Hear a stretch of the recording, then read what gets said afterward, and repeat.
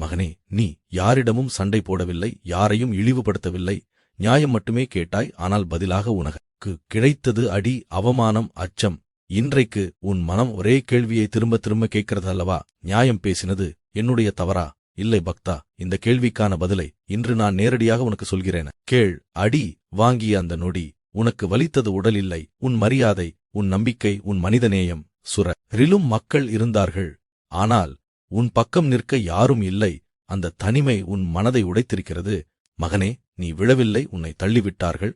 இந்த உலகம் அதர்மத்தை சாதாரணமாக ஏற்றுக்கொள்ளும், ஆனால் தர்மம் பேசினால் அதை எதிரியாக நினைக்கும். முருகன் சொல்கிறார், நியாயம் பேசுபவன் முதலில் காயப்படுவான், ஆனால் கடைசியில் அவனே சாட்சியாகுவான். நீ மனமாக இருந்திருந்தால் உன்னை யாரும் அடிக்க மாட்டார்கள், ஆனால் உன் மனசு உன்னை இனமும் கொன்றிருக்கும். மகனே, உன் குரல் அடக்கப்பட்டது, ஆனால் உன் நியாயம் அழிக்கப்படவில்லை. இந்த உலகம் உன்னை புரிந்து கொள்ளவில்லை என்றால் அதற்காக நீ உன்னை சந்தேகிக்காதே. நியாயம் பேசினவன் ஒருபோதும் தவறானவன் அல்ல. அடி வாங்கிய பிறகு நீ பதிலடி கொடுக்கவில்லை, அதை சிலர் பலவீனம் என்று சொல்வார்கள்.